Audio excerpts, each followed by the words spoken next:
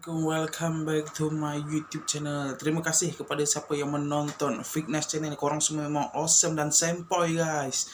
Okay, untuk video kali ini adalah kisah 1001 malam part 3. Hari ini aku akan menceritakan 3 kisah. Orang kata bonus lah. Selalu ni nombor 1 satu cerita dia, nombor 2 2 cerita. Ini 3 cerita ikut turutan. Okay, sebelum tu aku nak disclaimer awal dulu. Sebelum kita ke cerita yang pertama, macam biasa dulu, siapa yang ada penyakit-penyakit kronik ataupun penyakit-penyakit yang membahayakan diri anda, aku harap korang jangan tonton. Kalau korang nak tengok juga, korang dengar je lah.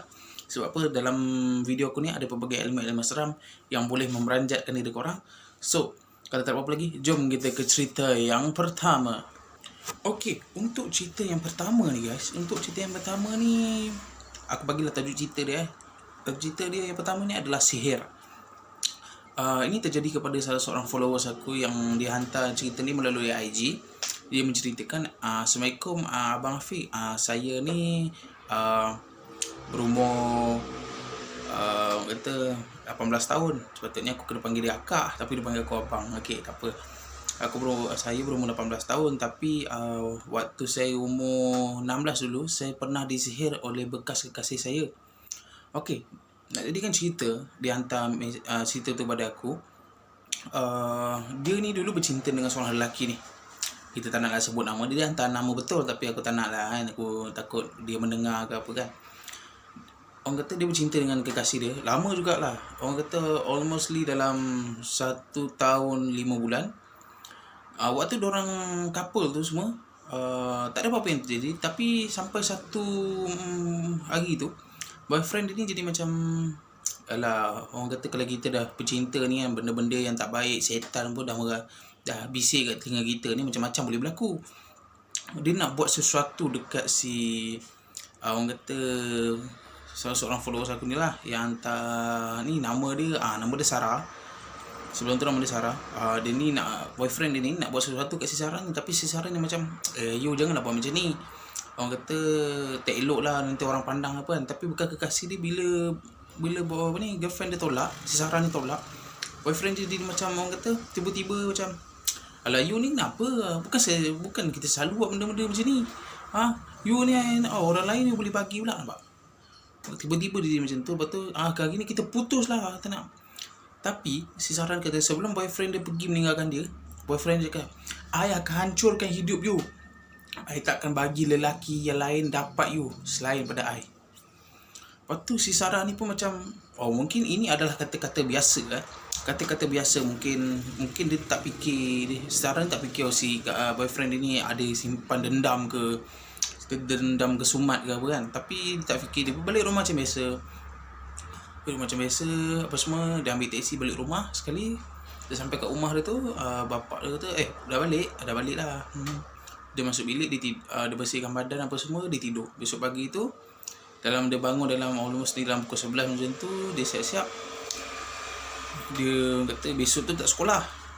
Sekali waktu dia bangun tu semua, dia dah duduk kat depan TV, dia sarapan apa semua. Sekali mak dia kata, ni tak naklah sebut lagi lah. Aku contohlah bagi nama semaran lah. Ni si Aiman datang. Dia bagi ni apa ni, makanan kegemaran kau. Sarah, bila mak? Pagi tadi dia datang, dia hantarkan. Mak tengok apa orang kata nasi goreng dia bagi. Nasi goreng kampung, ada telur mata, ada ayam. Nampak macam sedap. Lepas tu si Sarah, mana bekasnya mak? Ni bekasnya, dia tulis. Lepas tu boyfriend dia tulis dalam kertas. Dia kata, I minta maaf kalau I ada salah silap. I mungkin orang kata tak terbaik untuk awak. Okay. Lepas tu dia tulis emoji nangis kan. Lepas tu si Sarah ni pun macam, lepas Zuhur lah nanti kita makan tengah hari lah. Waktu makan tengah hari tu, diorang pun dia dengan mak bapak dia pun makan lah. Tapi Sarah ni tak makan masakan mak dia. Dia makan yang Aiman tu punya. Sekali nama samaran memang si Sarah ni makan lah. Makan apa semua. Kata macam, sedap lah nasi goreng ni. Betul kampung ada ayam lah ni kan. Tu sekali dah habis makan semua, dia dah basuh apa semua. Dia pun duduk lah, tiba-tiba ni dalam hari ni dia kata tak ada apa-apa efek. Masuk dalam dua hari tak ada apa-apa. Masuk 3 hari tak ada apa-apa. Masuk hari keempat dia jadi macam uh, asyik-asyik dia telefon si boyfriend dia lah, nama samaran dia Aiman ni. Tiap hari dia telefon tanya khabar, you apa khabar, you dah makan ke belum, you sihat ke tak, you macam mana, jomlah kita keluar pergi date cepat. Lepas tu sekali mak si Sarah ni tak fikir apa. Dia fikir biasalah anak aku berapa, orang kata tak pernah alami orang kata dunia cinta ni kan. Sekali dah sampai satu tahap tu, mak si Sarah ni tengok Sarah ni jadi macam pelik. Sanggup tak makan dekat rumah, sanggup pergi jumpa boyfriend, balik sampai orang kata lepas isyak baru lepas balik. Sanggup tak makan dekat rumah demi nak makan dengan boyfriend dia. Mak dia jadi macam satu curiga. Dia macam kenapa anak aku ni jadi macam ni. Lepas tu mak dia kata, mak cubalah cari alternatif kan. Dia cari ustaz-ustaz, dia cari pakar-pakar semua. Lepas tu dia jumpa sama pakar. Pakar ni kata bawa anak awak datang ke sini, insya-Allah saya boleh tolong tengokkan. Lepas tu sekali satu hari tu si Sarah ni pun dia tak keluar mana, dia duduk rumah. Tapi dia asyik-asyik call lah dengan boyfriend dia. Lepas tu jadi kan dia hantar cerita ni memang panjang gila guys. Memang orang kata teruk betul, sanggup abang kata orang kata banyak duit belanja dia yang disimpan si Sarah ni, dia gadaikan, dia orang kata belanjakan boyfriend ni macam-macam. Makan support, beli baju support, panggung wayang support, semua kalau pergi Shopee semua dia support. Yang lelaki ni orang kata pergi 10 kaki tangan, balik 10 kaki tangan je lah. Tapi balik tu adalah beli baju apa semua, tapi bukan daripada duit dia girlfriend dia tadi. Lepas tu jadi macam mak dia cuba cakap dengan Sarah dengan elok-elok kan. Kata Sarah, ya mak, mak nak cakap sesuatu boleh? Boleh mak. Ada apa mak? Sarah jangan marah mak ya. Tak mak, tak. Sarah besok Sarah boleh ikut mak tak? Pergi mana mak? Kita pergi rumah Mak Usu. Rumah Mak Usu? Boleh lah, nak ikut, rindu lah nak jumpa Mak Usu. Sedap lah, dah lama tak makan dia punya kuih tu, sedap lah. Besok Sarah ikut mak kita pergi dengan ayah sekali. Nak. Lepas tu mak dia cubalah nak, orang kata kita kalau nak bawa orang yang terkena sihir ni pergi berubat memang susah. Orang kata memang susah. Orang kata 1000 tahun nak ajak dia memang tak nak pergi je. Sekali besok hari apabila tiba di hari kejadian, Sarah ni pun dah siap-siap lah, pakai tudung apa semua. Mak kata nak pergi rumah Mak Usu. Dah siap lah. Apa tu mak dia ustaz pesan bawa air sebotol untuk bawa pergi sana lah. Lepas tu sekali Sarah tidurlah dulu mungkin ayah nak pergi kedai tayar kejap, nak pergi tengokkan tayar ni apalah masalah ni. Okey mak. Sarah ni pun tidur. Dia kata dia tidur. Lepas tu bila mak dia kejutkan dia tu, Sarah bangun. Sarah, kita dah sampai dah ni. Sarah bangun. Lepas tu Sarah pun bangun. Mak, dah sampai ke mak? Dah sampai dah. Lepas tu Sarah pun keluar lah. Tapi dia macam kadang kabur-kabur. Dia nampak rumah tu nampak macam rumah Mak Usu dia. Tapi bila ustaz tu suruh dia diam, bawa si Sarah ni masuk dalam rumah ustaz tu, sekali si Sarah pun Sarah duduk sini. Mak Usu mana mak, nak jumpa dia. Jap. Lepas tu bila Sarah boleh duduk bersila kat bawah. Boleh. Sarah dah kesat-kesat mata dia. Maaf Pas selalu dah kesat mata dia apa semua. Sekali bila dia buka mata tengah-tengah, tapi dia tengok sekali dia tengok pada mana, tengok ada ustaz. Dia cakap mak kata kita pergi rumah Mak Usu. Tadi lepas kita pergi rumah Mak Usu tapi ustaz tu kata ini anak puan ini anak saya ustaz yang kena tu. Dia jadi macam ni. Tak apa. Waktu tu Orang kata Sarah ni pun duduk lah bersila, ustaz ni pun berzikir. Dia pun Bismillahirrahmanirrahim. Auzubillahi minasyaitonirrajim. Bismillahirrahmanirrahim. Dia pun baca surah Al-Fatihah dan surah Ayatul Kursi. Ketika ustaz ni sedang membaca ayat surah Al-Fatihah, si Sarah ni tiba-tiba jadi macam gelisah. Dia macam tak tentu arah, hati dia tak tenang, hati dia berdebar-debar, hati dia macam orang kata teringatkan benda tu, teringatkan benda ni. Lepas tu bila ustaz tu baca, dia selawat 33 kali, dia doa, dia angkat tangan. Masa tu biasalah orang kata kan kita cerita benda-benda macam ni, dia datang kan. Masa tu bila ustaz dah baca apa semua, Sarah ni dia jadi kerasukan. Ini pada selepas dia dah sedar daripada kerasukan tu lah, mana mak dia cerita pada dia. Dia jadi kerasukan. Dia kata dia jadi macam seorang perempuan yang duduk, bukan duduk, dia mencangkung,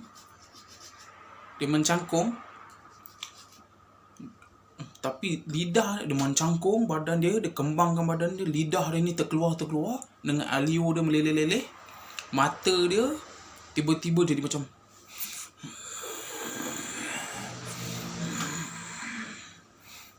dia jadi macam tu. Itu aku imagine kan lah, tak tahulah dia kerasukan macam mana. Perempuan lah, ini lelaki kerasukan. Apabila dia orang dah kata dah elok apa semua, ustaz tu baca. Ustaz tu tanya dia, Assalamualaikum warahmatullahi wabarakatuh. Dia tak jawab. Kalau kita bagi salam selama 3 kali, kalau dia tak jawab, itu maknanya jin kafir. Waktu ustaz tu tanyakan lagi pada Sarah ni waktu kesurupan ni, dari mana kau datang? Aku dihantar oleh seseorang untuk gilakan perempuan ni supaya dia balik kepada kekasih lama dia. Lepas tu mak dia macam dia diam kan. Lepas tu ustaz tanya lagi, apa upah yang diberi? Upah yang diberi oleh aku adalah darah. Lepas tu ustaz tu kata, kau nak tak aku bagi kau hadiah yang lagi best daripada darah tu? Makhluk tu pun berkata pada ustaz tu, apa dia kau nak bagi pada aku? Dan dekat sombong dan riak dia tanya. Ustaz tu membaca surah Al-Fatihah dan surah Qul A'udzu Birabbil Falaq. Ustaz tu kata, aku bagi kau hadiah ni, tetapi dengan satu syarat. Benda tu kata, apa syarat dia? Kau mesti keluar daripada badan budak perempuan ni dan kau masuk Islam. Lepas tu benda dia macam dia tak nak, dia mengamuk. Ustaz ni pun baca, dia baca surah Ayatul Kursi lagi sekali. Benda tu menggaung panas. Panas. Aku keluar. Ustaz tu dia jadi garang, kata, kau keluar sekarang. Dengan izin Allah, kau keluar sekarang. Lepas tu benda tu pun keluar.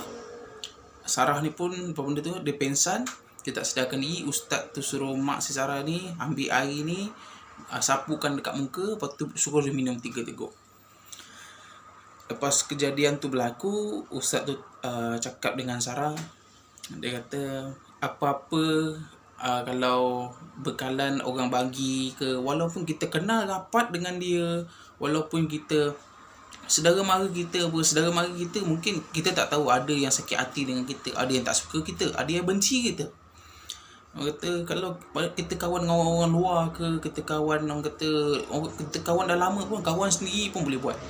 Orang kata kalau dia bagi bekalan, jangan ambil. Kalau kita ambil, kita lepas dia dah pergi, kita buang. Sebab kita tak tahu apa yang ada dalam makanan tu dan apakah yang dia letak dalam makanan. Kalau mungkin kita makan, kita boleh jadi bodoh, kita boleh jadi macam angau, ingatkan dia. So ustaz tu pesan, awak janganlah, orang kata, rapatkan diri dengan kekasih lama awak ni, awak jauhkanlah diri. Lepas kejadian tu dah habis dekat situ, si Sarah pun balik dengan mak dia, dengan ayah dia, balik ke rumah. Dia pun dah mula jauhkan diri daripada bekas kekasih dia. Dia kata dia dah tak nak ke apa lagi dah, dia dah segi. Dia kata dia jenis kawan-kawan je lah. jadikan kawan je, dia kata dia tak lebih daripada itu. Itulah untuk kisah yang pertama bertentang dengan sihir. Untuk nasihat aku yang cerita yang pertama ni, kita tak tahu walau kawan kita sendiri ke, sahabat kita sendiri ke, kadang-kadang kita dekat dah kawan lama tapi orang tu masih ada perasaan benci dengan kita, masih tak suka dengan kita. Aku tak suka ada ni kan, aku akan buat dia sampai dia tak boleh jalan, sampai dia duduk atau kursi roda. Itu orang kata dendam kesumat lah. Orang kata dia tak boleh lepaskan depan-depan, dia simpan dalam hati. Apa-apa pun aku kata, aku nasihatkan, kalau orang bagi makanan yang orang kita tak kenal ke, mana tahu orang tu sakit hati dengan kita, dia letaknya apa-apa dalam makanan kita, dah kita terkena. Kita tak tahu sebab kita tak nampak dengan mata kasar, tapi dengan mata halus orang lain yang boleh nampak, dia akan tahu apa benda yang ada dekat dalam tu. Okeylah, itulah untuk kisah yang pertama. Kalau tak ada apa-apa, jom kita ke kisah yang pertama. Lupa pula yang pertama pula. Yang kedua, jom. Okey, untuk kisah yang kedua ni dia kok simple sikit. Maknanya kisah 1001 malam ni berbagai-bagai gangguan yang kita alami. Yang satu ni dekat hospital. Hospital yang berada di Selangor. Dia yang hantar kiriman aku ni perempuan juga. Nama dia Arisa. Dia ni orang kata kategorikan dia berumur dalam 17 tahun.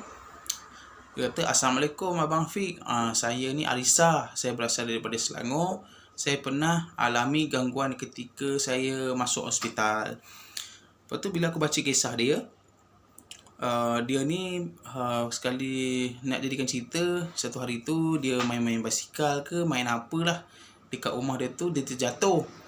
Dia daripada menurun bukit tu, dia basikal, dia jatuh, dia bulu-bulu tangan dia yang sebelah kanan ni patah.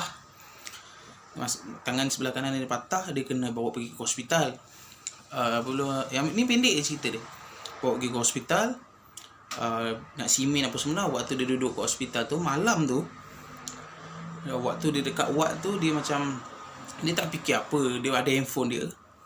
Dia kata dia ada handphone, dia tengok handphone. Waktu ketika dia tengok handphone tu, tengah baik dia tengok handphone kan, suka BTS, bukan Bandar Tasik Selatan, BTS Korea tu lah, tengok kan. Tiba-tiba dia terdengar bunyi satu macam heretan lah. Dia macam heret. Dia macam dia tengok, tak ada apa atas kan. Dia pun tengok lah video, tengok. Lepas tu dia dengar bunyi satu dentuman, tum. Lepas tu dia macam,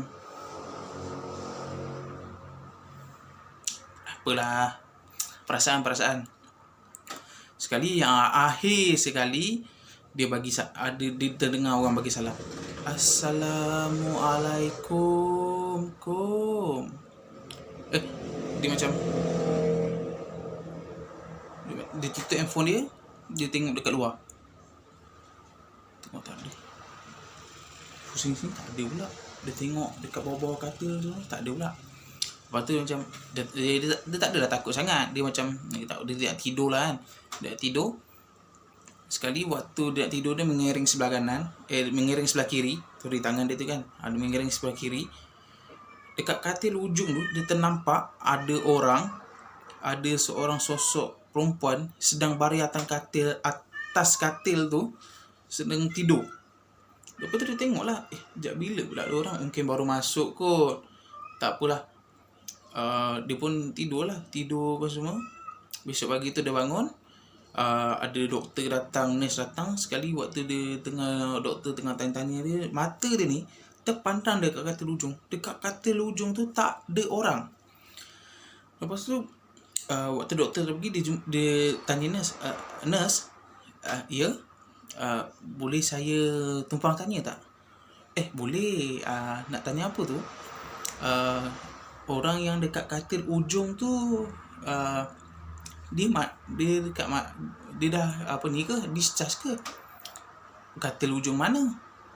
Yang ujung tu, ujung sekali kat tepi tingkap tu, ada perempuan semalam saya tengok dia baring atas tu.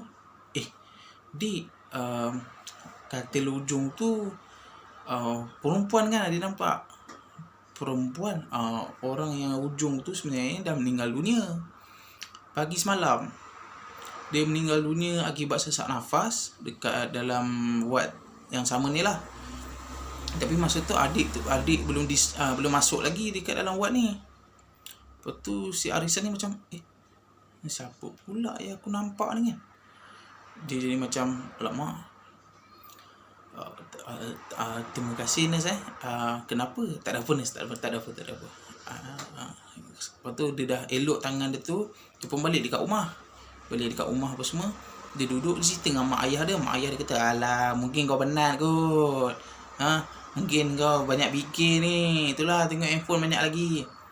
Orang dah nampak dia tanya pula macam tu. Apalah.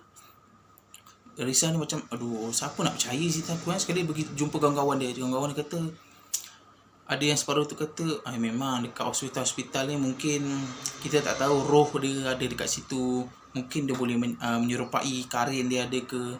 Kita tak tahu. Kalau kita boleh nampak tu, orang separuh orang kata rezeki. Kita boleh nampak dia. Okey, lepas tu dia macam, yelah, kenapa? Kau nampak ke apa yang ada, kau nampak apa kat hospital tu? Aku nampak ni. Dia ceritakan lah kawan-kawan dia macam, serius lah engkau. Kata dia macam, tak apalah, mak ayah aku tahu. Aku dah cerita lah dengan mak ayah aku. Mak ayah aku macam tak percaya je. Tak apalah, nanti satu hari dia percaya lah tu. Lepas tu sekali tu, dia balik kat rumah. Dia malam tu lah, dia nak tidur lagi sekali, dia terdengar dekat tingkap dia tu orang bagi salam. Tapi perempuan lah, seorang perempuan bagi salam, Assalamualaikum. Dia macam, dia mengereng. Sekali dia tengok tingkap tu, dia tengok ada sosok wanita yang sama dia tengok kat hospital lagi tu, berdiri betul-betul kat tingkap dia tu. Tapi yang peliknya, rumah teres, bilik dia kat atas dia boleh berdiri dekat tepi tingkap tu. Arisa ni punya takut, dia lari, dia turun bawah, dia pergi bilik mak dia, dia ketuk pintu, mak dia kata, kau kenapa ni? Mak, Arisa tidur bilik mak malam ni boleh? Masuk. Tidur. Aku tidur bawah.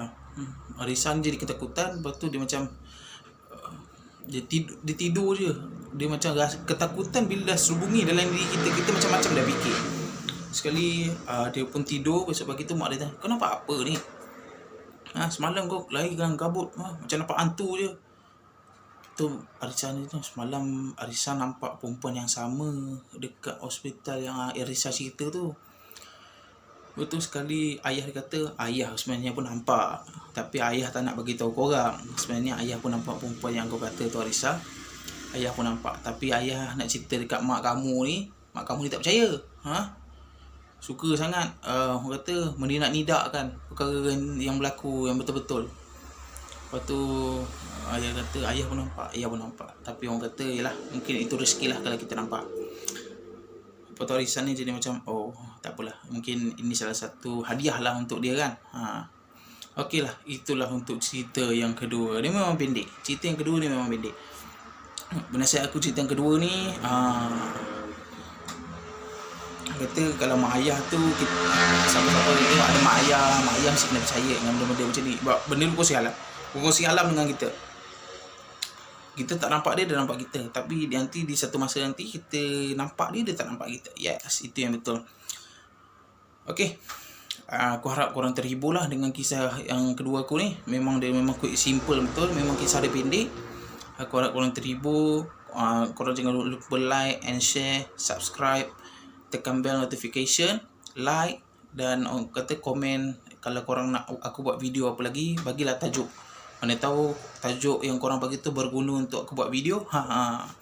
Dan jangan lupa, sampai 5k subscriber aku akan buat giveaway kepada 7 orang pemenang. Orang kata kalau kita dah sampai 5k ni, tak adalah kita orang buat, orang kata hadiah besar-besar. Hadiah orang kata kecil-kecil ni adalah macam earphone yang ada mic tu kan. Itu pun best tu kalau main game apa. Tak adalah main bising-bising. Orang kata gila pula. Okeylah, kalau tak ada apa lagi, jom kita ke cerita yang ketiga, yang last story. Okey, untuk cerita yang ketiga ni, the last story, Cerita yang ketiga ni orang kata dia ini cerita tentang diri aku sendiri ya. Tentang diri aku sendiri. Ini terjadi pada diri aku sendiri waktu tu aku berumur 15 tahun, aku tingkatan 3. Benda ni terjadi pada aku. Ketika tu mak ayah aku tak ada kat rumah. Dia orang pergi outstation negeri Perlis, dan aku tinggal seorang dekat rumah. Adik-beradik aku tak ada. Waktu nak jadi satu cerita ni, cerita aku ni orang kata tak adalah panjang, tak adalah pendek, macam sedang dia, cukup-cukup. Yes.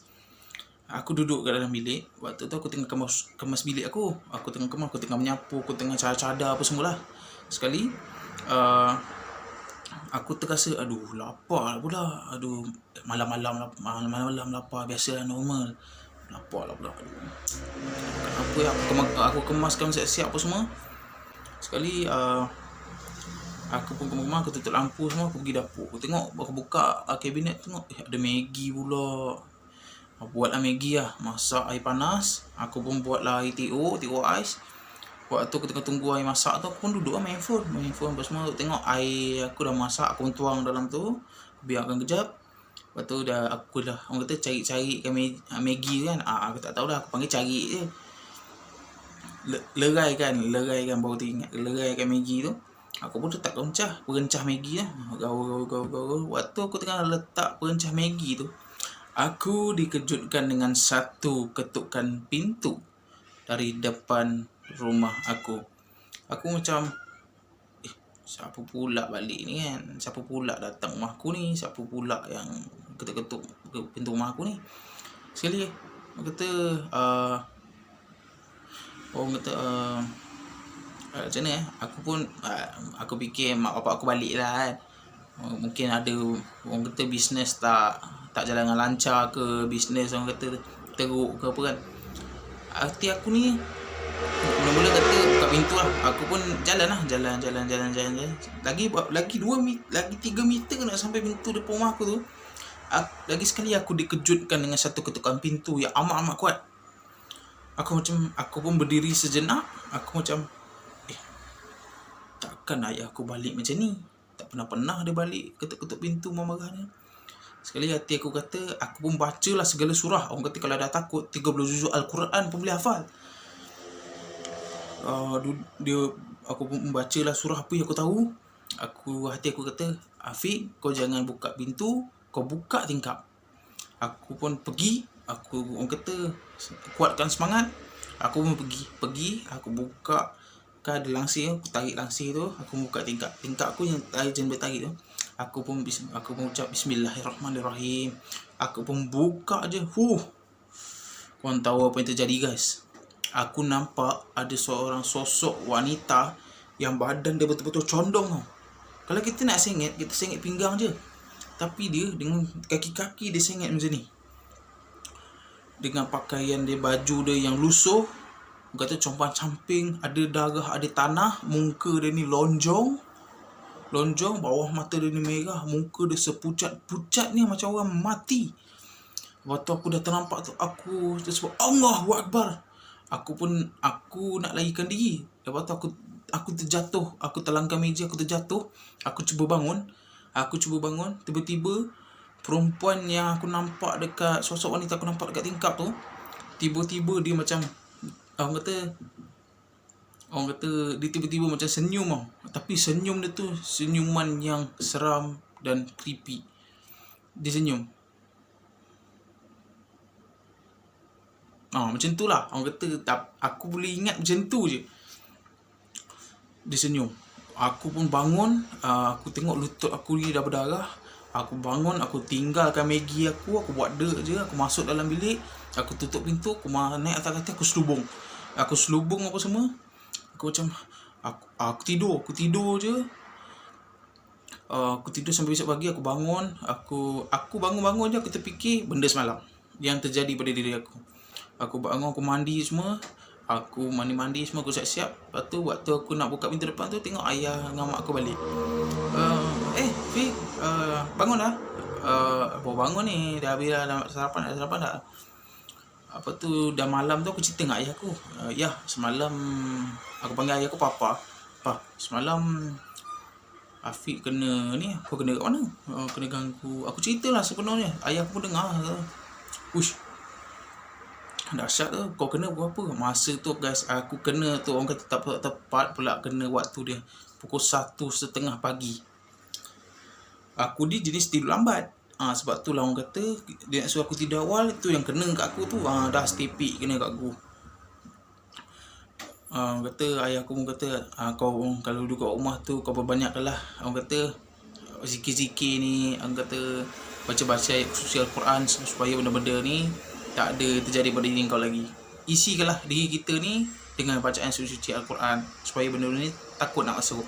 Okey, itulah untuk cerita aku yang ketiga untuk kisah 1001 Malam part 3.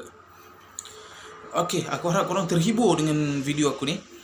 Video aku ni orang kata aku ni baru nak jadi YouTuber, aku ni baru nak tahu, aku baru nak kenal YouTuber ni macam mana. Aku harap korang boleh support aku. Aku janji sampai 5k subscriber aku akan buat giveaway kepada korang. Aku buat giveaway, aku akan bagi macam-macam lah. Orang kata tak ada mahal, tapi orang kata hadiah ni berguna lah untuk korang ketika korang nak main game ke apa ke. Okey, pesanan aku yang terakhir untuk cerita aku yang ketiga ni, kalau kita duduk seorang-seorang tu, kita jangan rasa diri kita ni seorang. Sebab apa? Kalau kita rasa diri kita ni seorang, sebab tu benda-benda ni macam, berada ni duduk seorang lah, berani lah, boleh lah aku ajar-ajar dia kan. Itulah sebab kita jangan takut. Macam sendiri aku cerita macam ni pun aku takut. Sebab aku takut lah, kita tak tahu kita dengan cerita ni dengar gangguan ke, dia munculkan diri ke apa ke. Kita kena kuatkan semangat. Orang kata kita fikir positif. Itulah nasihat aku untuk cerita yang ketiga. Okey, yang last kali, seperti mana yang dah subscribe channel aku nasihatkan korang jaga diri, patuh SOP yang ditetapkan oleh kerajaan, pakai face mask, sentiasa membasuh tangan dengan sabun ataupun dengan pembasmi hand sanitizer, dan jangan biarkan diri anda diselubungi misteri. Kita jumpa pada minggu depan setiap hari Jumaat. Untuk minggu depan mungkin kisah 1001 Malam. Ini adalah video yang terakhir. Minggu depan korang cuba komen nak tajuk apa. InsyaAllah aku akan buat untuk demi korang. Kita jumpa pada minggu depan setiap hari Jumaat di Fitness Channel. Ingat, sampai 5k subscriber aku akan buat giveaway. Korang jangan risau, aku janji pada korang. Okay, kita jumpa pada minggu depan. Bye.